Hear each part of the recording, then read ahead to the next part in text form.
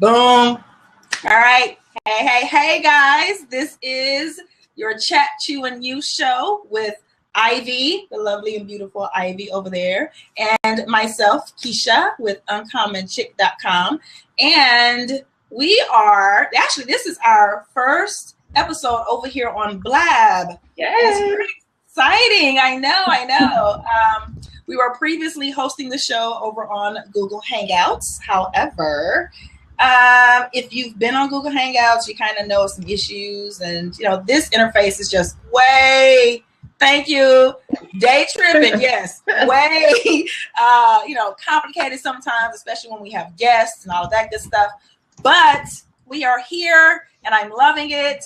So we are ready to rock and roll. And tonight we are talking about breaking the rules of wellness coaching, how we redefine the whole space and kind of what we're doing, and let you know what that's all about.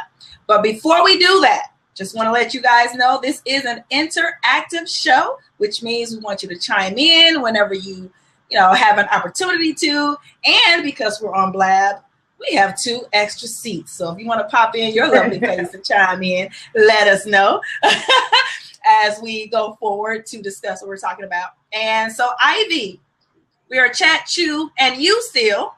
What do you have chewing? I'm so excited. I've got one of my favorite, I'm going to try not to dump it like I've done before in some of my other shows. But, okay, can you all see that? I have some cantaloupe over here.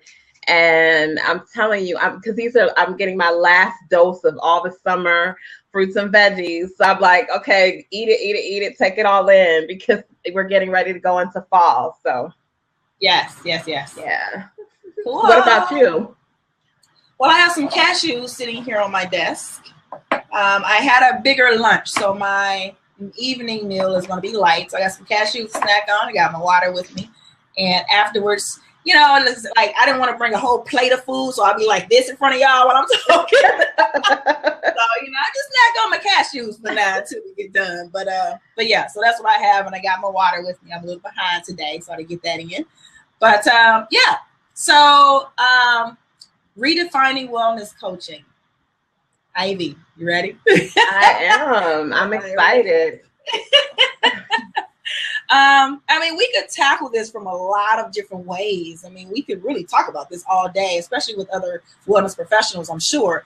But tonight, we're going to be just diving in on kind of what we do in our different areas of expertise and how we are looking at the wellness industry, what we are doing with our own clients, and, how we are trying to change the game a little bit. Yeah. Definitely. So, yes. How should we start? Do we define wellness, or how do we want to do that? I guess to redefine it, how do we define it? Well, for me, like the approach that I took when I was thinking about the topic and how I wanted to share this with the audience is that I kind of looked at it from a point of compare and contrast. And I think that helps people understand a little bit more like when you say difference, what that difference is. So, when you think of, let's talk about when you think of wellness now, like what do we see in the typical media? What do we see in society when we think of wellness, and what comes up for people when they think of wellness? And, one of the first things that comes up for me is dieting. Mm-hmm. I think a lot of people, even when people approach me, well, not now because they understand my brand a little bit better, but at the beginning, when you say coaching, the first thing they used to approach me about was, because I know I need to lose this weight.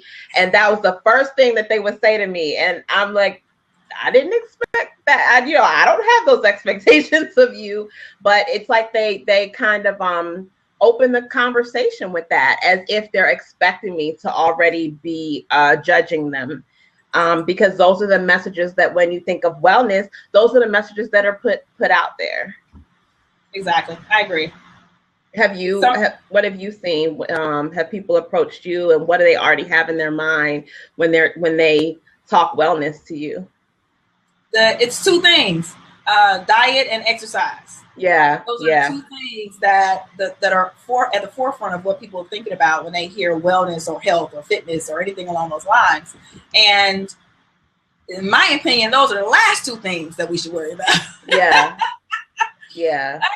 The last two things. So, so in defining wellness in general, in a lot of people's minds, they do think, oh, okay, well, that just means I need to eat right and exercise. Well, everybody knows that, and why is it such a big problem?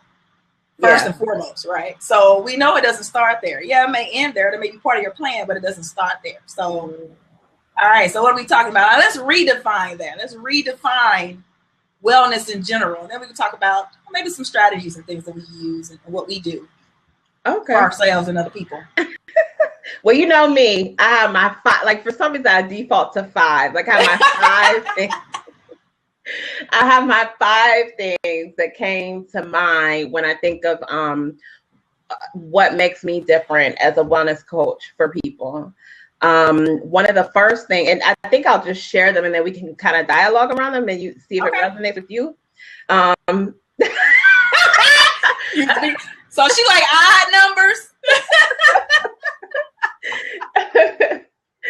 I like the number 5. You know what? Maybe it's a visual thing because like 5 and it has like a little round, like a little belly, like, you know, I'm like, oh, look at 5. I'll let you have that. I'll let you have that one.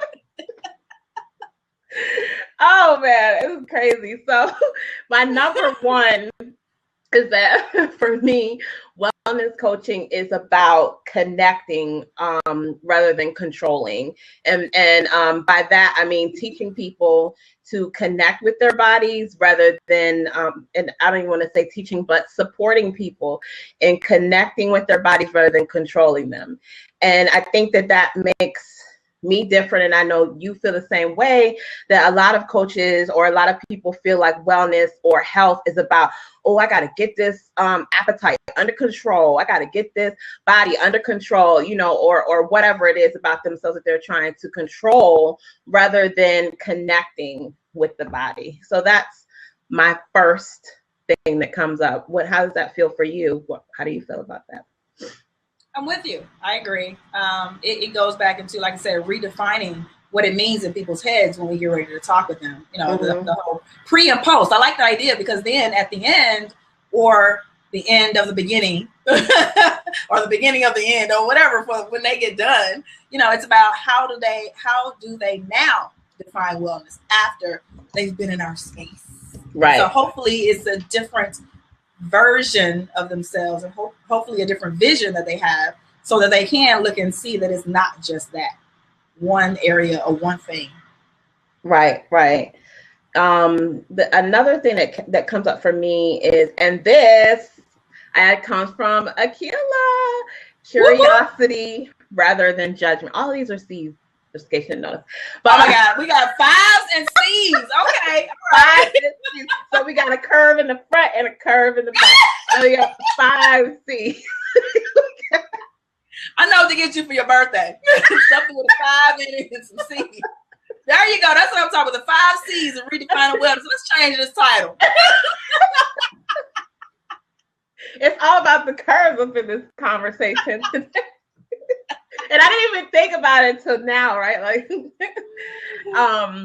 my second, curiosity rather than judgment. So, you know, when things come up for us around our bodies and our lives and the things that we do and our habits and the choices that we make, rather than judging ourselves, because a lot of programs out there are like, you know, oh, you did that, now you have to do this. Oh, you ate that, now you have to run 50 miles, you know, you know, or, oh, you didn't make this number on the scale, well, now you get 500 fewer calories. You know, it's a punishment or a judgment mindset rather than the curiosity. And in applying that, with the curiosity, you ask the why. Why is it that this week your maybe your appetite was stronger?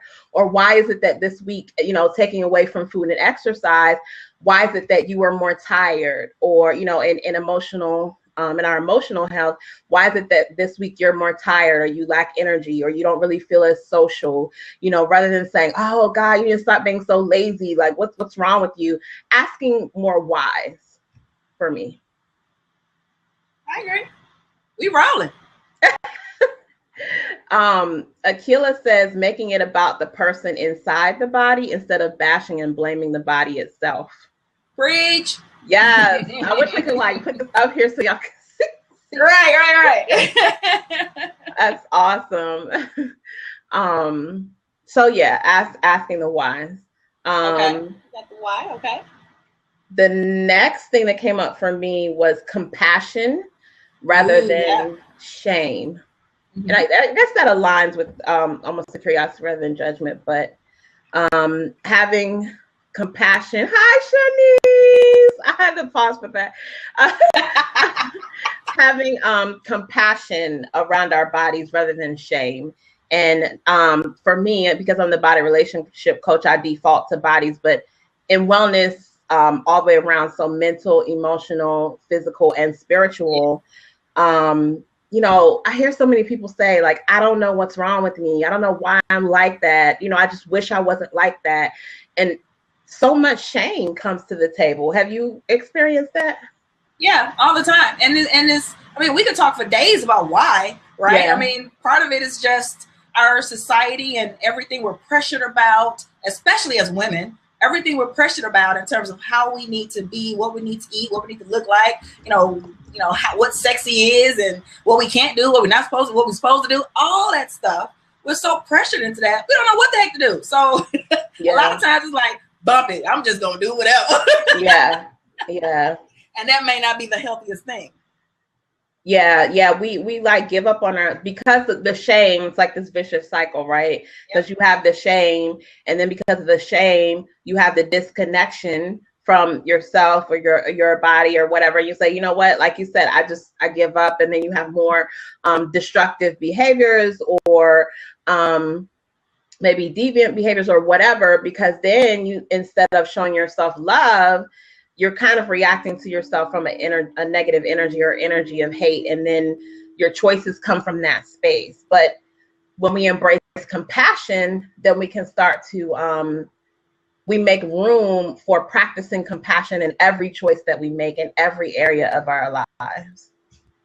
You know what I found, speaking of compassion, just as a side note, I've read a lot about compassion previously. It's one of the things I talk about as well. And I find it easier to have compassion for others. And a lot of us can have, first of all, when we know what it is, right? First, when we know what compassion is, and then we start to learn how to have compassion for other people. I had to learn that, first of all, in understanding a situation I was in, like, how can I turn this around? Can compassion help? Let's try that. And it's like, okay, well, why is it so easy for me to have compassion for someone else? And I'm over here berating and being negative and all this stuff with my own self, judging and having all this other stuff, but I couldn't find compassion for myself. And so I think that's one of the harder things for a lot of people to do. And that's why we are here. Yeah. It's hard. It really is. It really is. Yeah. And then that makes me want to ask the why. This is definitely my new thing. The why, like, why is it that we default to the compassion for others, but we default to the judgment for ourselves? If any of y'all in the chat box have any ideas around why that happens, or if you've experienced why you tend to judge yourself, or you think that maybe you're more compassionate with others, or you've experienced that, I'd love to hear. Because I just have a curiosity around why.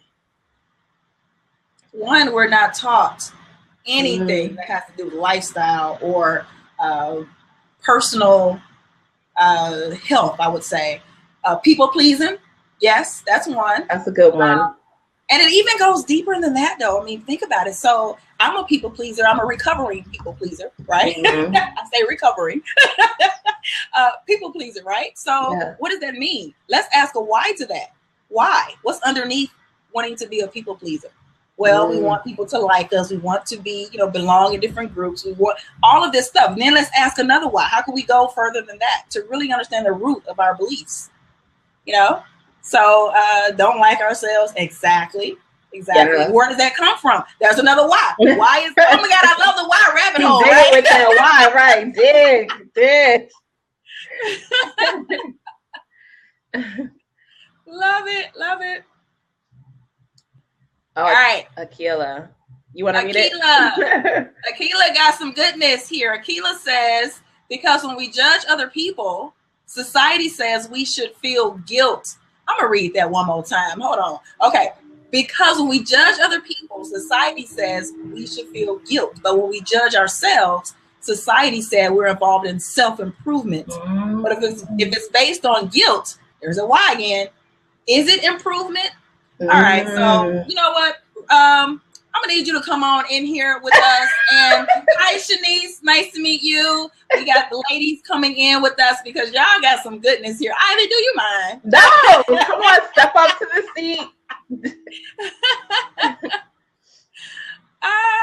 Why it's hard to be compassionate? Yeah. That I mean, again, that could be a whole nother show, dude. All your videos wonky. Aww. But that's a deep thought, because when you think of society says that when we judge ourselves, that it's a form of self-improvement. So it's like, that's so deep. Yes, it's accepted, because if you're improving yourself, then it's okay. But like she said, if you're judging yourself, is it really self-improvement? Like, yeah. If it's not coming from a space of love, is it really wellness? Right? Is it really wellness if it's not coming from a space of love? And I think that aligns with our conversation today. Yeah. That's we can write that down. That could be a whole nother topic for another day. Is it coming from a space of love? Yes.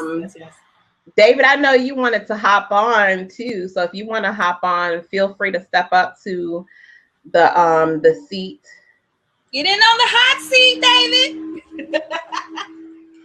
All right, Ivy, what do you have next? That was number 3. What's number 4?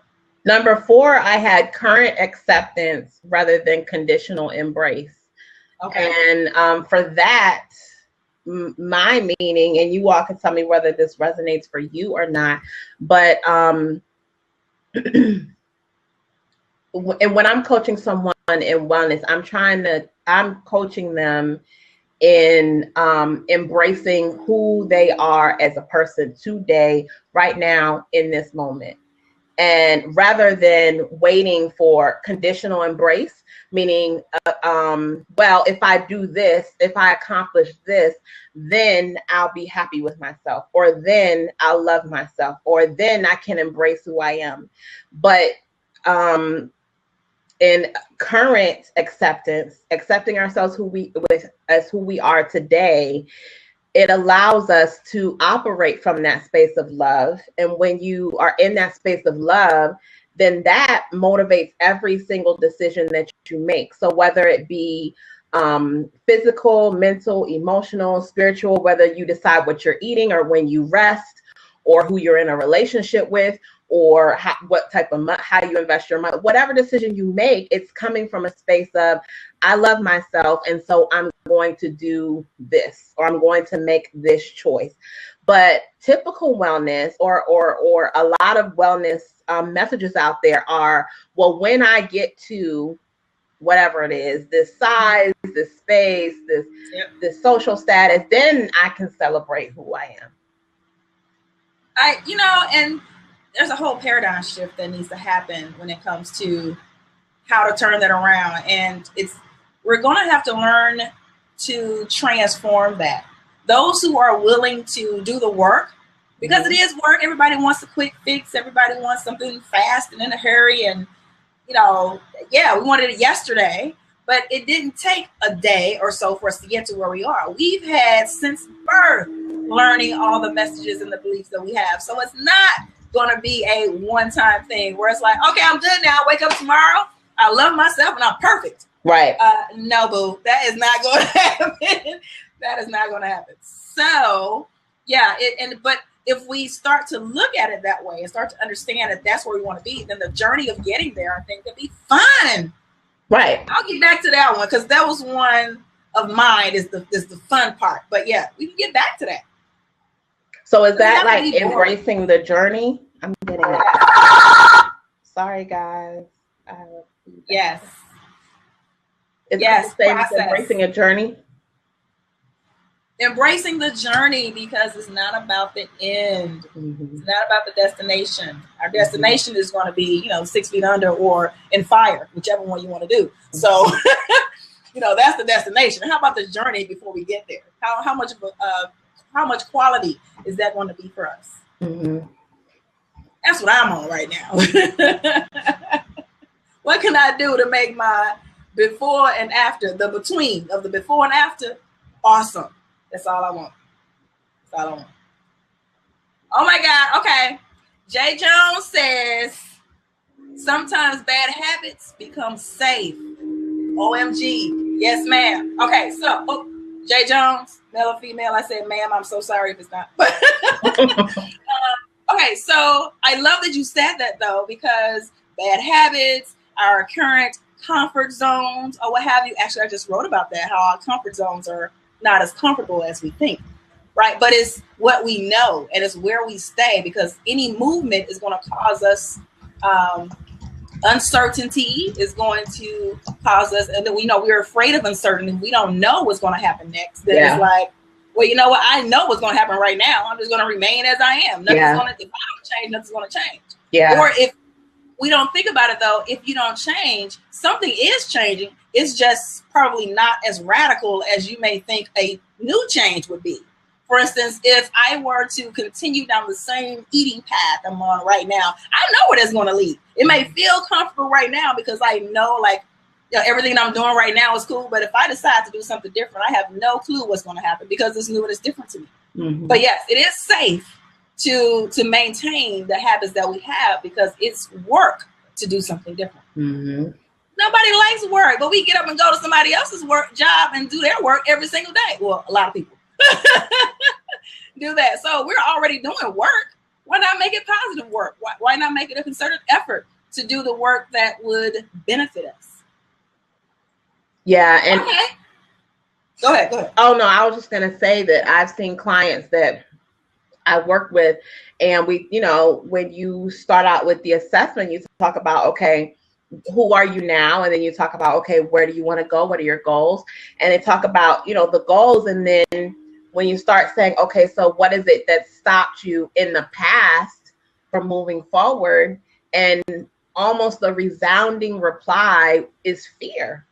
And like what you're saying is there's this trust factor of, if I leave this space and, I take the risk of moving forward and evolving, then I have to trust that evolution is going to be better than where I am now. And so there's this risk of, at least I know, like you said, at least I know where I am now. And it's almost a thing of, even if I'm in this space that I hate and I'm miserable and I'm unhappy and I can't stand it, at least I know it. And there's something about being in that space that that holds people prisoner, because it's, what if I move forward and I don't know what to do? I don't have the tools. It's a new space. I have to navigate. I have to learn how to be in that space. I have to learn how the rules go there. I've never been there before. So it's, and again, this is definitely not coming from a space of judgment. For me, it's coming from a space of understanding, because I've been there.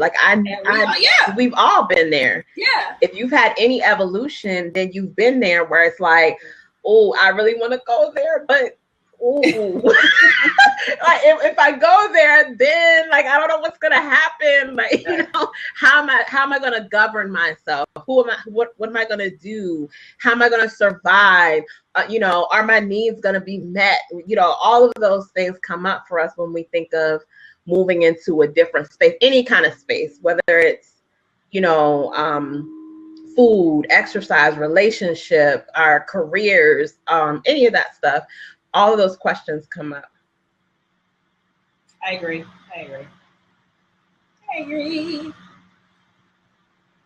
right, David.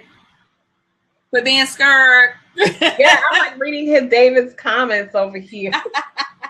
He says, I would rather eat whatever the hell I want to further my journey. I feel bad for friends who are perpetually on a diet. They're usually grumpy from the lack of nutrients. Right.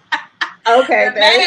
They're mad. Okay. So then this is where the fun part comes in for me, because mostly everything I do, I got to have some fun, right? So if I am doing something that's not making me, I won't even use the word happy, I'm going to say it's not pleasurable, then one, how long am I going to do it? It's not going to be sustaining, right? Number two, I'm going to quit. Is not, there's no motivation for me to do something I don't like. Who wants to do something they don't like? Who wants to? Not to say we're not doing it, but who wants to? Nobody. So when we think about that, perpetually on a diet, boo. That's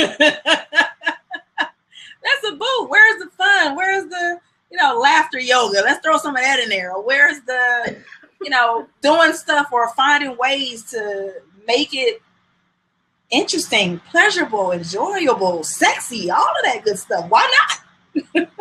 Why not?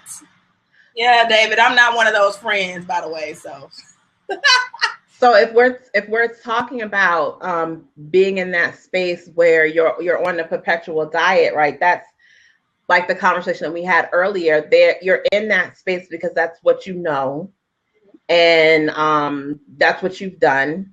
And no one has come and said, hey, did you know that you could try this? And that's where we come in as wellness coaches who are redefining wellness coaching and saying, you know what, there's an alternative to that. Because I will tell you guys, my witness, that I was on the diet roller coaster for decades. I never, ever thought about the fact that there was an alternative to dieting. Like, I mean, it's just like dieting is what you do, is what everybody does. If you're not the right weight, then you diet perpetually. I mean, it never occurred to me that you don't have to diet in order to be happy, because those are the messages that I got from everywhere, everyone around me. And no one ever told me that I didn't have to diet. Now, when I found those people who told me that, then it opened up my mind to a whole new level with the body positive approach and all of that. And then I was able to embrace it. But until that message came to me, I never considered it. So perhaps a lot of people just have never been offered that freedom of saying that there's another way. And that's what we're here for, right? Yes. Yeah. Shine says, I used to be comfortable with dysfunction and had to learn that being comfortable is overrated. Little by little, I gained more moral courage.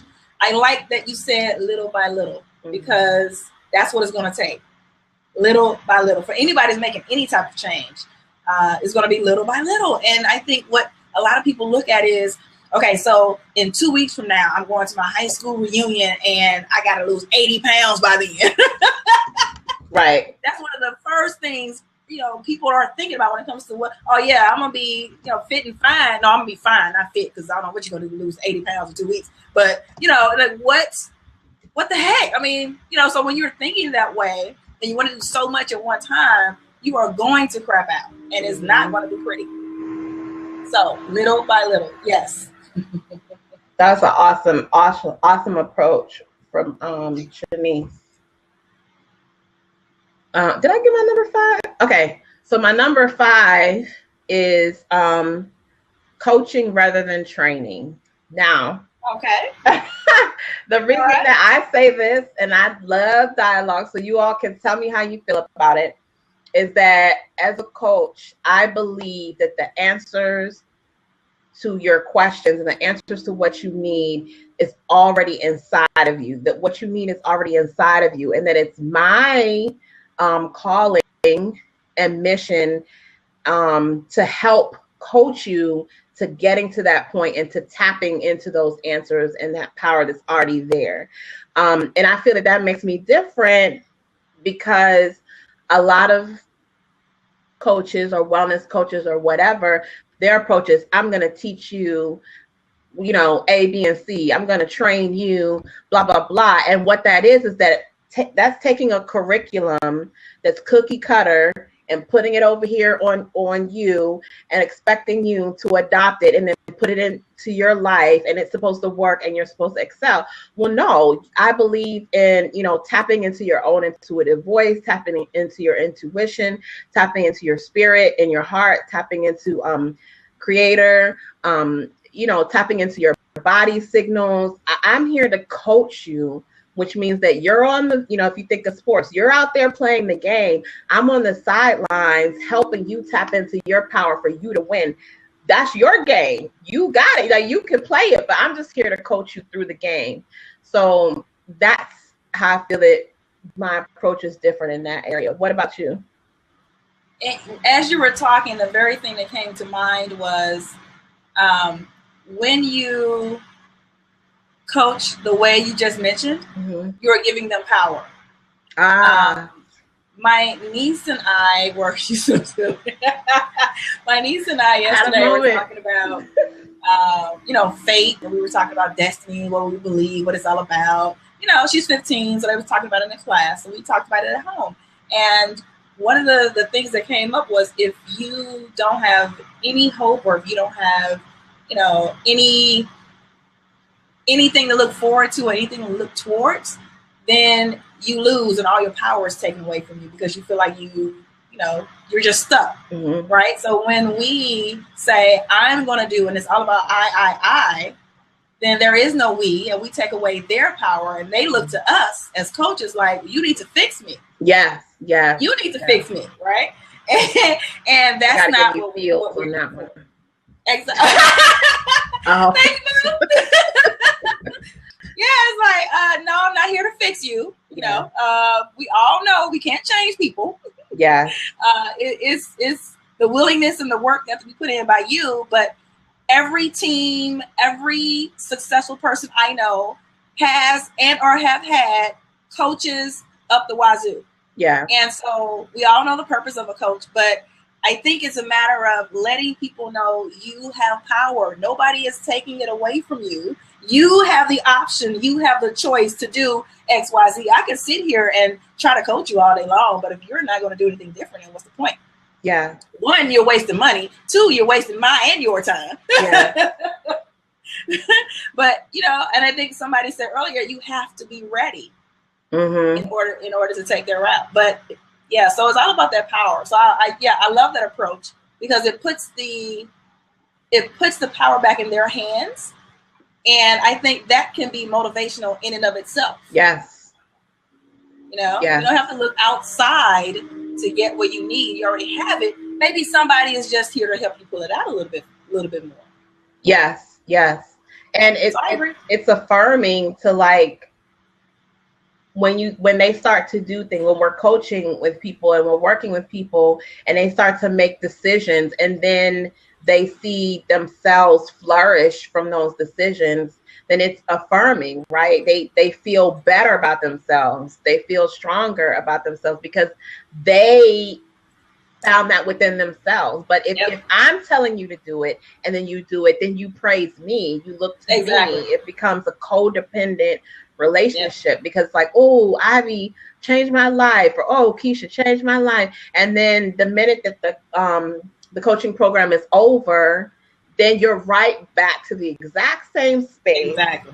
Of thinking that you can't do it, or what do I do now? And then you need to go to someone else, and it becomes this perpetual cycle of being dependent on other people to solve your problems. So when you said that, I had to, oh yes, I felt that.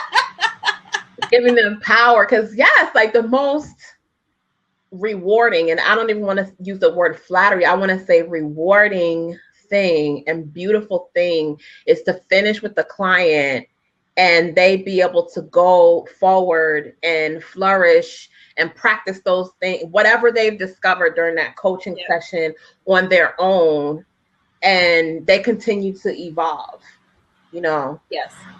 Yeah. I agree. And yes, as coaches, I love to say radical selfie, so I'm going to say that. Akila, aka Radical Selfie, says, as coaches, we have to know how not to enable. And okay, think about this too. We're talking about wellness, which means all areas of our lives. This goes over into every other area, not just nutrition, dieting, fitness, and that stuff. We're talking about becoming.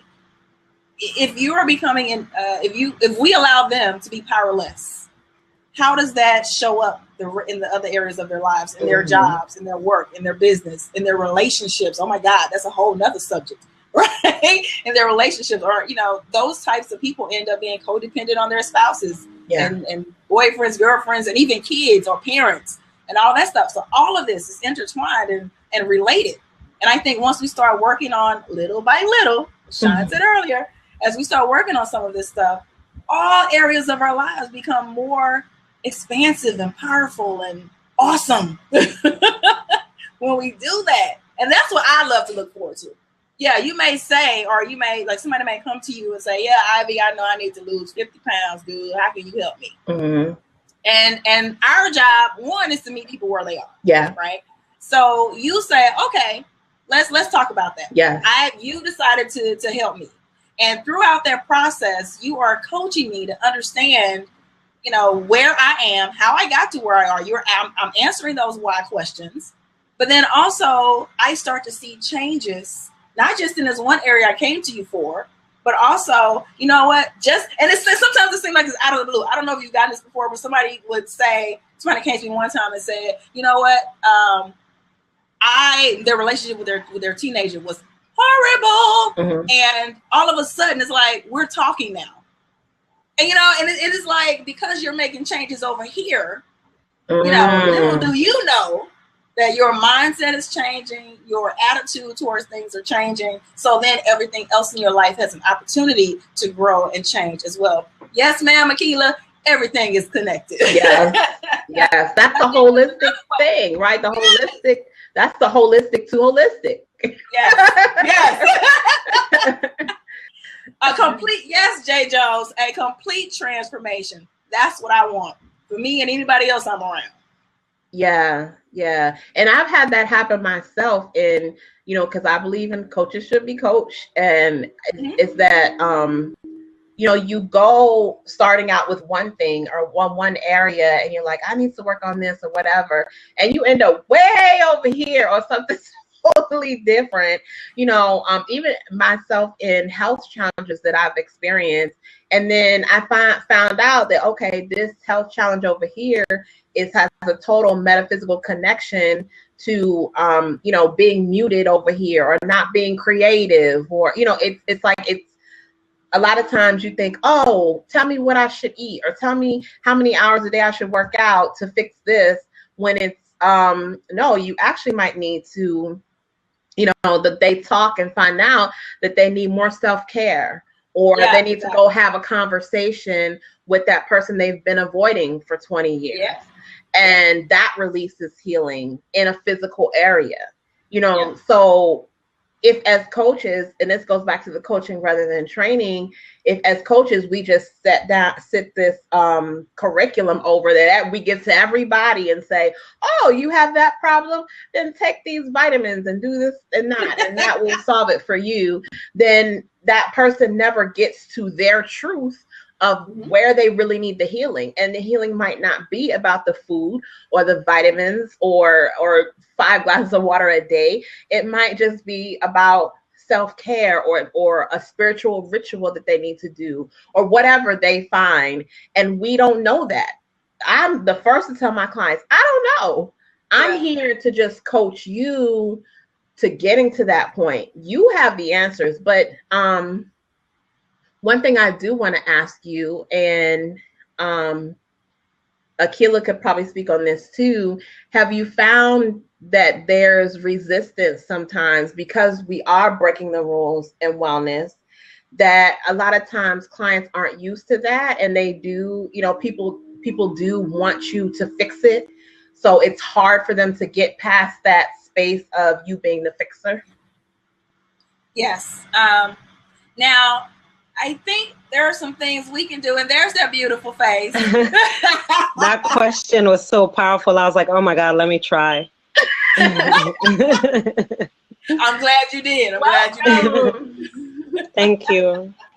To answer you really quickly, Ivy, yes. There is, even with ourselves, we know that there's going to be resistance. I think our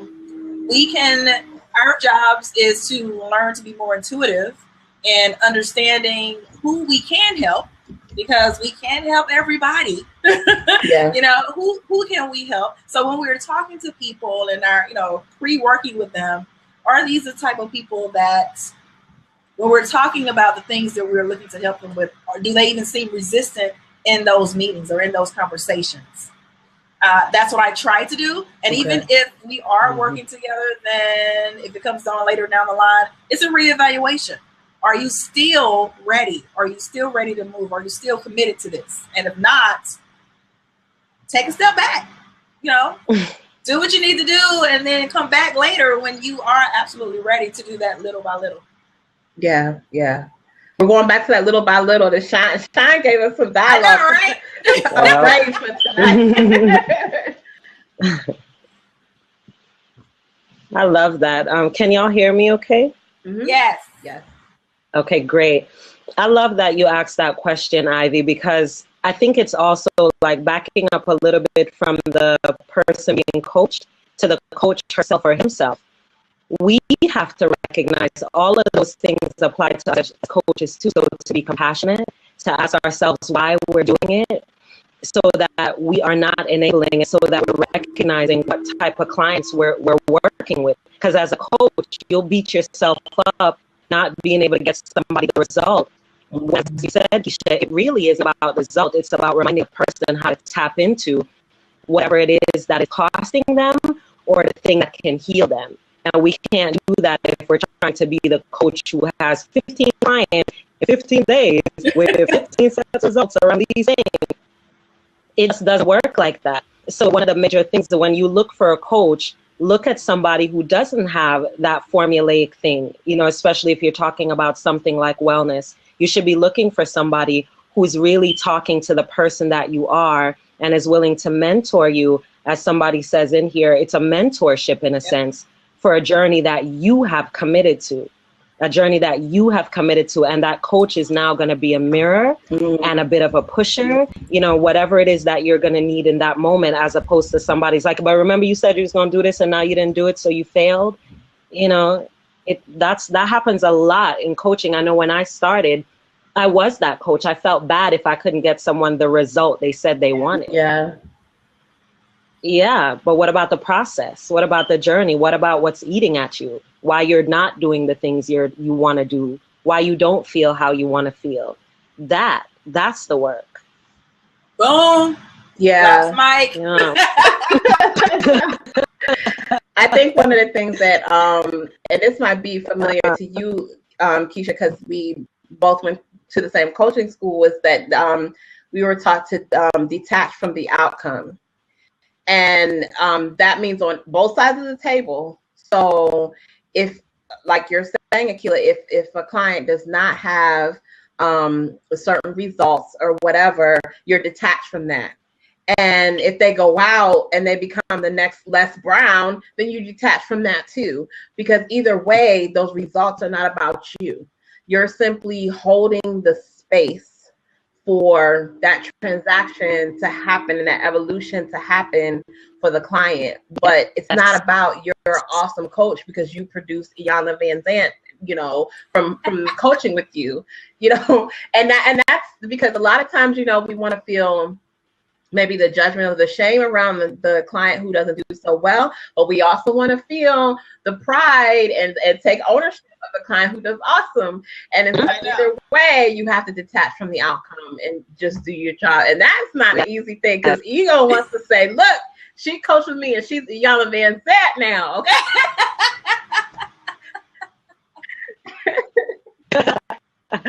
Yeah. I'm gonna need one of you guys to coach me to be the next. So true. Right.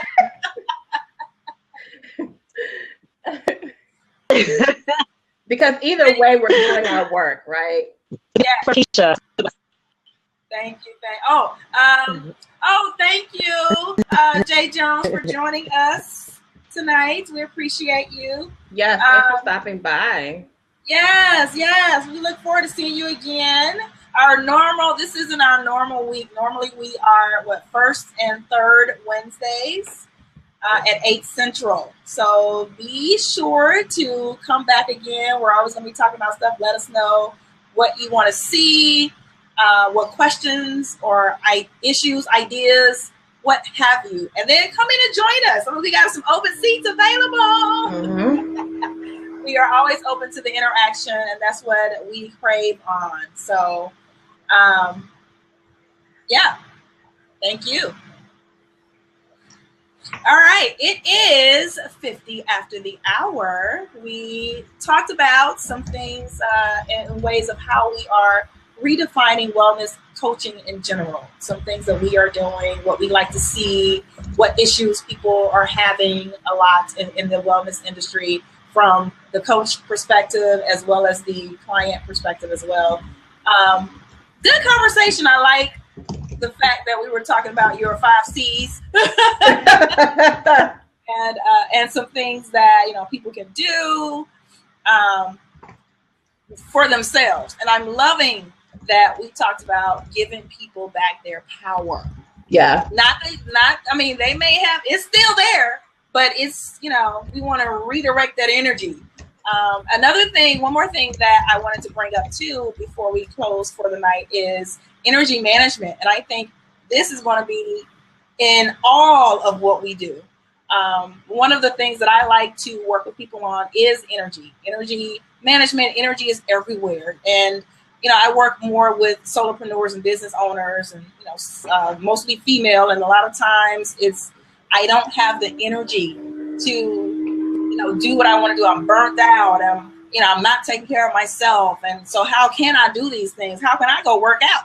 How can I, make sure I'm prepping my meals? How can I make sure that I'm serving my boo, whatever? How can I do that if I'm blabbed out? I can't. And so I like to tackle things from a focus of energy. And I think that's another way that I help break a few rules and redefine a little wellness here and there, because if we don't have energy to do anything, nothing is going to be successful. Right. In my opinion. I love that phrase. It's like, this has become my second, after you gave me that phrase, I'll use it all the time. I tell people, look, I'm about my energy management, and I don't have the energy for that. Or I only have, this is my new phrase now. I'm telling you, it has already revolutionized my life. I'm like, my energy management is priority. You see it though, right? Yes. Oh yeah, I see it. I'm like, yeah, that's because that's what it's about. And I can relate to it because being an entrepreneur who prioritizes wellness, and when you said energy management, that just articulates it perfectly for me. Yep. That it, the choices that I make and the things that I do, I only have a certain amount of allotted energy a day. Yep. And sometimes in a moment, and I have to make my decision and say, I just don't have the energy for all of that right now. So exactly. That phrase, one gotta go on social media, it's like one gotta go. You got 3 things here, one gotta go, because not enough energy to manage all 3. So you gotta choose. Exactly. So, I love that. Exactly. Well, yeah, it's just all about what we're focusing on. Yeah. What we're focusing on. I know Shine says emotional intelligence is key as well. Yes. All of it. Man, I'm telling you, everything is so interconnected. I remember the example I was going to use about energy is when I used to work downtown. I used to commute downtown, all the restaurant stuff down there. When I first started working, I was 20 something. I was, making a good little amount of change. So I'm going out to eat every single day. Mm-hmm. Not only am I being financially irresponsible by doing that from my point of view, but secondly, eating these meals like that during the middle of the day, what happens in the afternoon? Of course, I am not productive. Yeah. I am not, worrying about what I'm not doing my job as effective as I could.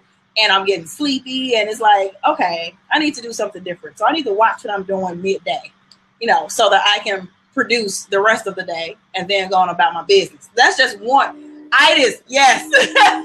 Yeah. Yes. Get itis at work, not going to work. So that's one way that I was mismanaging my energy. The time didn't go anywhere. Time is still going to fly. Yeah. It's still going to be, I have to work, right? I have to be there till whatever time. Time is there. Yeah. But I didn't have the energy to actually produce. Yeah. So that's another, it's pertinent that we have to think about that as well. It's all related, man. Yes. And the even better thing is when we, I use the phrase return on investment, but when we invest our energy into something that's going to produce more energy, that's even better, right? Because it's like, bam, it's like a video game. Like, you eat the little mushroom, boom, boom, boom, you're bigger. So it's like, if you're talking about energy management and you make the choice to, okay, I'm going to take a short nap and now I have more energy to do more things. Exactly. So yeah, It's awesome. I vibe with it. Awesome. So I guess where I put the links, for those of you who are watching the replay and watching the video, you can find us on chatchewandyu.com, and that will always have the updates of the past video and then our upcoming show. It will keep you updated with that, and it also has our individual websites, which I put the link in the chat as well for those of you that are in the chat room. And you can contact us there. So if you have something that you want us, like Keisha said, that you want us to talk about, leave us a message and we'll add it on to our schedule and come in and chat with you all about it. Awesome. Thank you guys who joined us tonight. We truly appreciate you. Yes, thank you everybody for chatting with us and hanging out. And if you know anyone, the replay will be available, so we'll put that out. If anybody missed it, but someone who definitely can benefit from hearing this, or who wanted to see it but they couldn't be here tonight, they can catch the replay and catch all of this. Awesome. All of the awesomeness. Yes, all the awesomeness.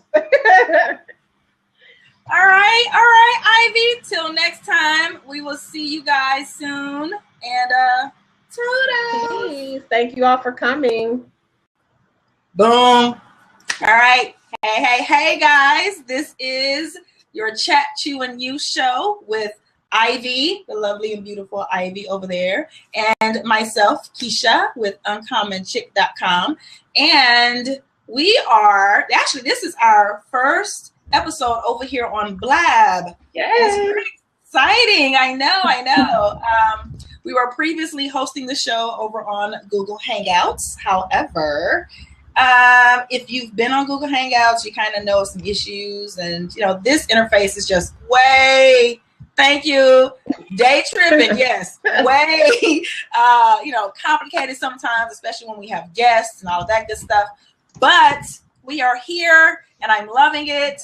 So we are ready to rock and roll. And tonight we are talking about breaking the rules of wellness coaching, how we redefine the whole space and kind of what we're doing, and let you know what that's all about. But before we do that, just want to let you guys know this is an interactive show, which means we want you to chime in whenever you have an opportunity to. And because we're on Blab, we have 2 extra seats. So if you want to pop in your lovely face and chime in, let us know as we go forward to discuss what we're talking about. And so, Ivy, we are Chat, Chew, and You still. What do you have chewing? I'm so excited. I've got one of my favorite, I'm going to try not to dump it like I've done before in some of my other shows. But is that for me, wellness coaching is about connecting rather than controlling. And by that, I mean teaching people to connect with their bodies rather than, and I don't even want to say teaching, but supporting people in connecting with their bodies rather than controlling them. And I think that that makes me different, and I know you feel the same way, that a lot of coaches or a lot of people feel like wellness or health is about, oh, I got to get this appetite under control, I got to get this body under control, you know, or whatever it is about themselves that they're trying to control rather than connecting with the body. So that's my first thing that comes up. How does that feel for you? How do you feel about that? I'm with you. I agree. It goes back into, like I said, redefining what it means in people's heads when we get ready to talk with them. You know, the whole pre and post. I like the idea, because then at the end, or the end of the beginning, or the beginning of the end, or whatever, for when they get done, you know, it's about how do they now define wellness after they've been in our space. Right. So hopefully it's a different version of themselves, and hopefully a different vision that they have, so that they can look and see that it's not just that one area or one thing. Right. Another thing that comes up for me is, and this comes from Akila, curiosity rather than judgment. All of these are C's, just in case you notice. But oh my God, those are two things that are at the forefront of what people are thinking about when they hear wellness or health or fitness or anything along those lines. And in my opinion, those are the last two things that we should worry about. Yeah. The last two things. So, so in defining wellness in general, in a lot of people's minds, they do think, oh, okay, well, that just means I need to eat right and exercise. Well, everybody knows that, and why is it such a big problem? First and foremost, right? So we know it doesn't start there. Yeah, it may end there. It may be part of your plan, but it doesn't start there. So, all right, so what are we talking about? Let's redefine that. Let's redefine wellness in general. And then we can talk about maybe some strategies and things that we use and what we do for ourselves and other people. Well, you know me, I have my five, like for some reason I default to five. Like I have my 5 things. I have my 5 things that came to mind when I think of what makes me different as a wellness coach for people. One of the first thing, and I think I'll just share them and then we can kind of dialogue around them and you see if it resonates with you. So she like odd numbers. I like the number 5. You know what? Maybe it's a visual thing, because like 5, and it has like a little round, like a little belly, like, you know, I'm like, oh, look at 5. I'll let you have that. Oh man, it was crazy. So my number 1 approach that I took when I was thinking about the topic and how I wanted to share this with the audience is that I kind of looked at it from a point of compare and contrast. And I think that helps people understand a little bit more like when you say difference, what that difference is. So, you know, when you think of, let's talk about when you think of wellness now, like what do we see in the typical media? What do we see in society when we think of wellness, and what comes up for people when they think of wellness? And, you know, one of the first things that comes up for me is dieting. You know, I think a lot of people, you know, even when people approach me, well, not now because they understand my brand a little bit better, but at the beginning, when you say coaching, the first thing they used to approach me about was, because I know I need to lose this weight. And that was the first thing that they would say to me. And I'm like, I didn't expect that. I don't have those expectations of you. But it's like they kind of open the conversation with that as if they're expecting me to already be judging them. Because those are the messages that when you think of wellness, those are the messages that are put out there. Exactly. I agree. What have you seen? Have people approached you, and what do they already have in their mind when they talk wellness to you? It's 2 things. diet and exercise. Yeah.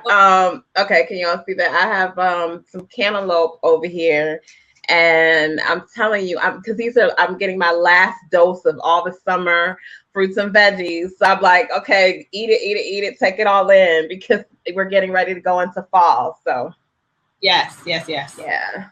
Cool. What about you? Well, I have some cashews sitting here on my desk. I had a bigger lunch, so my evening meal is going to be light. So I got some cashews to snack on. I got my water with me, and afterwards, you know, it's like I didn't want to bring a whole plate of food, so I'll be like this in front of y'all while I'm talking. So you know, I just snack on my cashews for now until we get done. But yeah, so that's what I have, and I got my water with me. I'm a little behind today, so I had to get that in. But yeah, so redefining wellness coaching. Ivy, you ready? I am. I'm excited. I mean, we could tackle this from a lot of different ways. I mean, we could really talk about this all day, especially with other wellness professionals, I'm sure. But tonight, we're going to be just diving in on kind of what we do in our different areas of expertise and how we are looking at the wellness industry, what we are doing with our own clients, and, you know, how we are trying to change the game a little bit. Yeah. Definitely. So, yes. How should we start? Do we define wellness, or like how do we want to do that? I guess to redefine it, how do we define it? Well, for me, like the